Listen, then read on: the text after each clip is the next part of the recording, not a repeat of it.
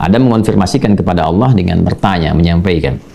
Qala, Rabb, alam takhluqni biyadik? Ya, Adam mengatakan, ya Allah, bukankah engkau yang mencipta aku dengan tanganmu, dengan kuasamu? Qala, bala, kan? Kemudian Allah menjawab, ya. Qala, Adam kemudian mengonfirmasi lagi, bertanya lagi, Rabb, alam tanfakh fiyya min rohik? Ya Allah, bukankah rohku juga berasal darimu? Engkau yang meniupkannya sehingga aku menjadi hamba, ya kan, yang berkehidupan. Qala, Allah menjawab, bala, ya tentu saja Adam. Ya, qala, Adam kemudian berkata lagi, Rabb, alam tuskinni jannatak? Ya Allah, bukankah engkau yang menempatkan aku dalam surgamu? Kan? Kemudian qala, Allah Subhanahu wa taala menjawab, bala, ya tentu saja. Ya, qala, kemudian Adam mengonfirmasi kembali, bertanya lagi, Rabb, ya Allah, alam tasbiq rahmatuk ghadabak? Ya Allah, bukankah rahmatmu senantiasa mendahului amarahmu? Masya Allah. Qala, Allah menjawab, bala, ya tentu saja. Qala, maka disinilah Adam mulai menyampaikan substansi permohonannya. Ini penting sekali untuk kita mendapatkan satu rasa tertinggi yang menuntun kita bagaimana cara memohon kepada Allah. Baik, maka Adam kemudian menyampaikan, Ara'ait in ana tubtu wa aslahtu araji'i anta ilal jannah? Allahu Akbar. Ya Allah, ya Allah, bagaimanakah putusanmu, ya kan? Jika sungguh aku sekarang ingin memperbaiki diri, bertobat. In ana tubtu, jika aku benar-benar ingin bertobat, memperbaiki diri, kembali pada jalan kebaikan. Kemudian wa aslahtu, lalu setelah aku bertobat itu aku menata sisa hidupku untuk memperbaiki diri sehingga lebih baik daripada hari-hari sebelumnya, kegiatan sebelumnya, aktivitas dan perilaku sebelumnya. Arji anta ilal jannah, apakah engkau pun akan mengembalikan aku ke surga? Baik. Qala, Allah menjawab, na'am. Ya, tentu saja, kata Allah. Lalu kemudian di sini qala fa huwa qauluhu fatalaqa Adamu min rabbih kalimat. Maka inilah esensi dari firman Allah Subhanahu wa taala di ayat ke-37 di surah kedua Al-Baqarah. Apa yang ingin disampaikan oleh Ibnu Abbas radhiyallahu taala anhuma di riwayat ini?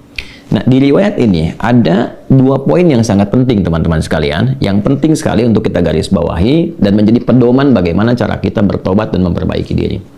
Ya, yang pertama, ada kesan yang tertangkap bahwa ketika Allah menurunkan ayat-ayat tobat, bukan sekedar pedoman yang isinya membimbing kita untuk menyesali, kemudian memperbaiki dan menata kehidupan lebih baik daripada sebelumnya. Tapi di situ juga tertanam nilai-nilai kesungguhan dan keikhlasan yang betul-betul kita mengharapkan karunia dan bimbingan Allah yang menyertai taubat kita itu. Jadi bukan sekedar, ya aku menyesal, ya Allah, aku menyesali perbuatan yang kurang baik, aku ingin memperbaiki diri, aku ingin menata lebih baik lagi. Bukan sekedar kalimat itu yang disampaikan, itu baik. Tapi lebih daripada itu, kalau kita ingin mendapatkan penerimaan terbaik di sisi Allah, kemudian tobat kita betul-betul diterima oleh Allah, yang dengan itu menanamkan ketenangan, kedamaian, dan bimbingan untuk memperbaiki diri, maka dalam memohon taubat itu sertakanlah permohonan rahmat Allah yang mengiringi taubat yang kita mohonkan kepadanya. Bisa dipahami ya? Baik ya?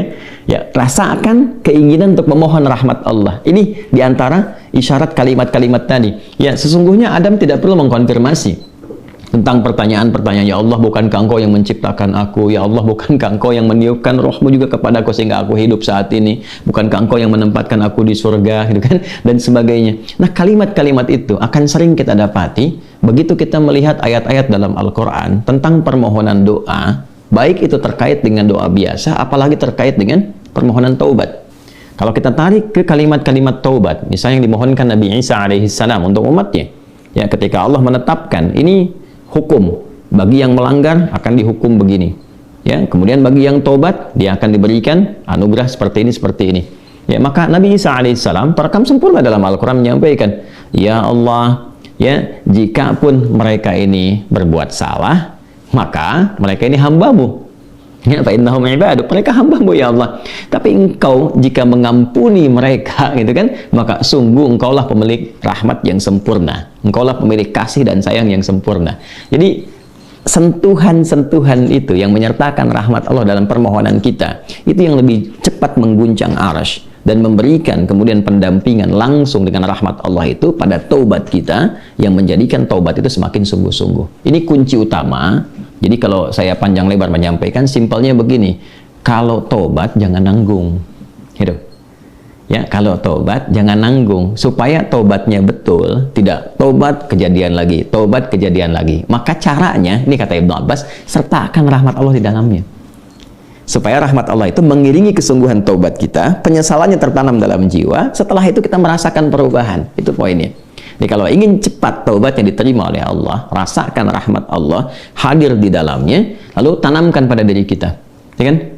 Ya, dihidayahkan Allah yang menciptakan engkau, Allah memberikan jalan kepadamu, Allah memberikan nafas kepadamu, Allah memberikan waktu. Saat kamu akan berpulang, kalau bukan karena rahmat Allah, bagaimana engkau berhadapan dengan Allah saat dihisab, ya kan? Lalu kita balikan, ya Allah, engkau yang menciptakan aku, engkau yang memberikan kehidupan kepadaku, engkau yang memberikan jalan-jalan kepadaku. Sungguh dalam keadaan ini aku hambamu yang engkau maha tahu banyak berbuat maksiat, tapi aku pun menyadari betapa besar rahmatmu yang melampaui murkamu.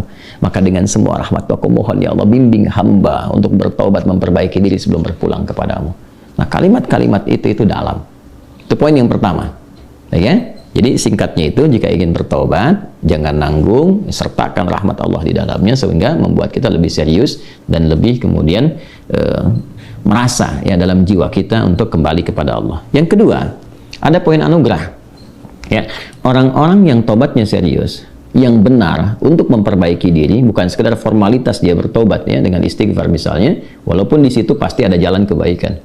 Nah, orang-orang kembali yang berusaha dengan serius tobat, dia memperbaiki diri, maka di situ mendapat jaminan dari Allah Subhanahu wa taala. Lewat dialog ini, Allah bukan hanya akan membimbing ia untuk memperbaiki dirinya lebih baik dari sebelumnya, lebih tenang, lebih damai, lebih nyaman. Jadi ingat ya, taubat itu hal yang pertama Allah berikan, itu bukan materi dunia dulu.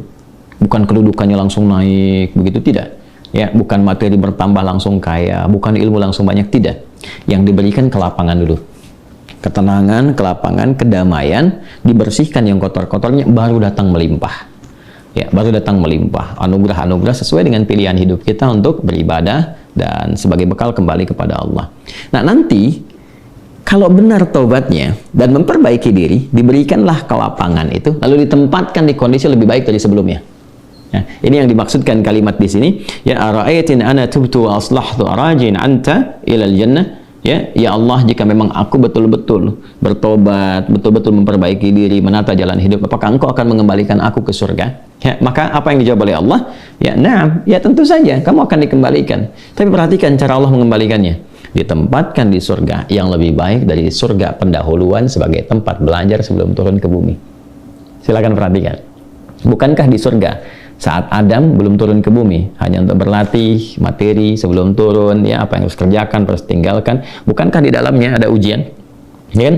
Silahkan makan minum, tapi jangan dekati yang ini, jauhi ini, lakukan ini, itu kan perintah dan larangan. Tapi surga yang akan ditempati saat kita kembali kepada Allah. Bagaimana wujudnya, bagaimana sifatnya? Allahu Akbar, jannatun na'im, semuanya kenikmatan, nggak ada larangan lagi, nggak ada perintah lagi, semua tinggal nikmat saja. Berbeda dengan sifat yang pertama. Ya, artinya apa? Di sini diberikan kesan kepada kita, orang-orang yang bisa memperbaiki dirinya, selain hidupnya lebih damai, lebih tenang, lebih nikmat dibandingkan saat ia larut dalam maksiat. Anda punya harta, ya dihasilkan dari harta yang haram, yang riba, yang korupsi, yang menipu dan sebagainya. Lalu sadar, ya dari judi dan macam-macam, sadar tuh. Lalu ditaubati tuh. Begitu tobatnya benar dan memperbaiki diri, awal-awal itu nggak mudah karena harus melepaskan kebiasaan, melepaskan gaya. Gaya kan bandingannya dengan tekanan kan, F berbanding lurus dengan P kan, ya gaya berbanding lurus dengan tekanan kan, artinya semakin gaya, banyak gaya semakin tertekan kan, ya. Nah, ketika itu dilepaskan, tekanan kan tinggi juga, ya. Tapi apa yang terjadi? Balasannya ketenangan setelah itu, kedamaian. Setelah tenang, damai dibalik sama Allah tuh. Dibalik, diperbaiki hidupnya, lebih enak lagi, lebih menikmati kehidupan, lebih berkah, lebih tenang, gak dikejar apa-apa. Yang paling menarik, pulangnya pun disambut. Allah perintahkan pada malaikat, sambut dia. Dari mulai sakaratul mautnya. Langsung disambut dengan kalimat-kalimat ketenangan. Ya ayyatuhan nafsul mutmainnah, hei jiwa yang tenang, irji'i ila rabbiki radiyatan mardiyah, cepat balik kepada Rabbmu. Ya kan? Kembali kepada Tuhanmu dengan keadaan yang nyaman. Aku ridha dengan amalmu, engkau pun ridha dengan pemberianku. Kemudian apa? Fadkhuli fi ibadi wadkhuli jannati. Masuk dalam golongan hamba aku siapkan surga untukmu. Nah, surga yang diinformasikan dalam sakaratul mautnya, aku siapkan surga untukmu, itu lebih indah, lebih baik dari semua kemewahan yang pernah ia rasakan di dunia, dan itu nggak ada bandingannya, walaupun setetes. Walau setetes. Itu poinnya. Jadi, bertobat itu mesti punya motivasi. Ya, jadi kalau nggak ada motivasi, sulit kita melakukan itu. Motivasi terbaiknya adalah, nih, mau sampai kapan larut dalam maksiat? Bagaimana kalau sedang bermaksiat itu wafat? Ketika sudah menyadari itu, cepat perbaiki, cepat bertobat. Begitu tobat itu dilakukan dengan benar, janji Allah turun. Ya, selain dibimbing, diberikan ketenangan, kedamaian, dibalikin lagi, lebih nikmat dari sebelumnya. Lalu dibimbing mendapatkan sesuai dengan bekalnya. Kalau ilmu dikuatkan dia, supaya cari surga dengan ilmunya. Kalau kedudukan diatur, supaya tidak mendapatkan kedudukan dengan nyogok, dengan korupsi, kan? Dan macam-macam. Naik itu. Sesuai dengan maslahat dia. Dan kalaupun dapat harta dengan cara yang benar, nggak usah nipu, ya, nggak usah korupsi, nggak usah macam-macam gitu. Dapat dia, ditempatkan. Sampai dia jaga sampai wafat aja. Begitu meninggal, dapat yang terbaik. Lebih indah dari suasana yang dia dapatkan sebelumnya. Itu spiritnya. Ya, itu yang tadi saya katakan, menjadikan Allah sangat mencintai orang yang selalu berusaha menata dirinya lebih baik. Bertobat terus, tobat lisan, tobat pandangan, tobat pendengaran, sampai tobat kaki. Sampai dia merasakan perubahan dari semua organ tubuhnya. Tobat mata, dia berlatih. Jangan dikira kalau tobat itu, fungsi mata itu akan selesai dengan memandang saja. Tidak. Tantangannya ada. Nah, nanti keberhasilan taubatnya itu diukur dengan ketika memandang yang tidak diinginkan oleh imannya, dia bisa elakkan pandangan. Itulah ghadul basar. Ya, telinga juga begitu. Kalau sudah nanti cukup bagus, terlatih dengan taubatnya, dia akan hanya gunakan refleks pendengaran untuk yang baik saja, sampai ke ujung kaki. Demikian. Nah, itu kalau sudah ada ciri seperti itu, sikapnya berubah, ini tanda pertama bahwa taubatnya diterima oleh Allah Subhanahu wa Ta'ala.